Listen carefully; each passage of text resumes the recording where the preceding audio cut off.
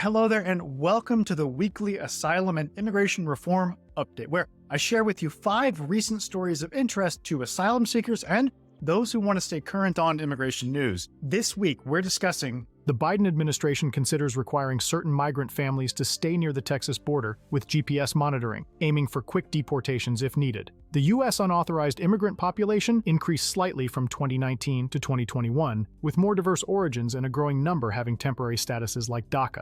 New York's governor contemplates state work permits for asylum seekers, which could cause tensions with the Biden administration and is likely to face legal challenges. A survey shows a majority of New Yorkers support various pro-migrant measures, but reveals a partisan divide.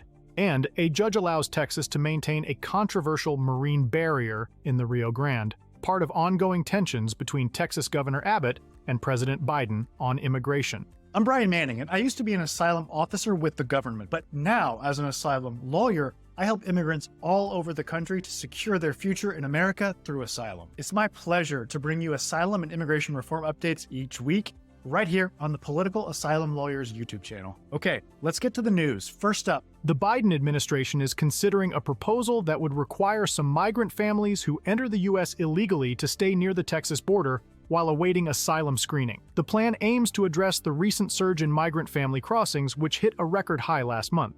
The program would entail the use of GPS monitoring devices to track these families' locations. The idea is to facilitate quick deportation of those who fail initial screenings and deter future illegal crossings. Texas Governor Greg Abbott isn't exactly excited about this prospect. This scam was tried years ago and was shot down by a judge. "We will send Biden the same swift justice," Abbott posted on X, referencing a similar Reagan-era measure. And next up, for update number 2. A new report estimates that the unauthorized immigrant population in the U.S. increased from 11.0 million in 2019 to 11.2 million in 2021.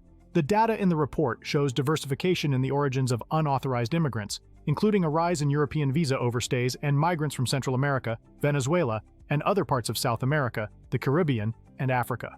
The Mexican unauthorized population decreased from 5.4 million to 5.2 million between 2019 and 2021, continuing a long-term decline. The report also notes that a growing share of unauthorized immigrants have twilight statuses like temporary protected status or deferred action for childhood arrivals. These complexities could shift future demographics and experiences of unauthorized immigrants in the U.S. All right, time for our third immigration update. In response to the influx of over 100,000 migrants in New York City, the state's governor is considering issuing state work permits to asylum seekers to circumvent federal delays. This move would make New York the first state to challenge federal law on this matter and could heighten tensions between the state's Democratic leaders and President Biden's administration. Albany lawmakers have proposed state-level work permit bills, and while the governor hasn't endorsed any particular bill, she hasn't ruled out calling a special session to pass legislation. White House officials have opposed the state-level permits, insisting that work permits fall under federal authority.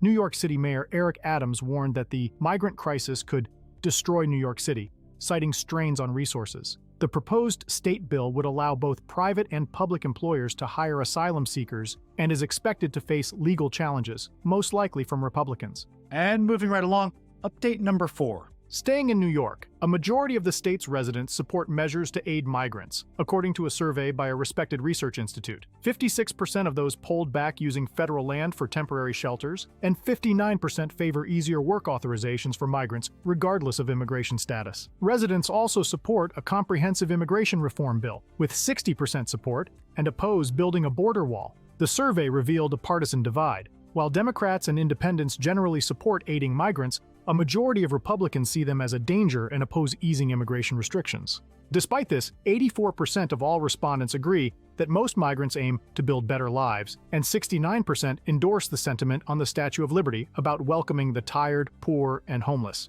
Overall, the data suggests that most New Yorkers are sympathetic to migrants despite some concerns. And finally, our 5th immigration update for this week. The Fifth Circuit Court of Appeals has temporarily allowed Texas to keep a marine barrier of anchored buoys in the Rio Grande River while a lawsuit over its legality continues. This comes after a federal judge had ordered the barrier removed for violating the Federal Rivers and Harbors Act. Since taking office, President Biden has faced pushback from Texas Governor Greg Abbott, on immigration. Abbott initiated Operation Lone Star and deployed state troops and National Guard personnel to arrest migrants and reinforce the border, and has also sent migrants on buses to liberal cities in other states. Abbott's latest effort, the Marine Barrier, has been criticized for its humanitarian impact, with 2 bodies already found tangled in the accompanying steel mesh. And that wraps up this week's immigration news. If you want to win asylum in the United States, then you should call my office today. That number is 713-352-1593. We help people all over the country, so it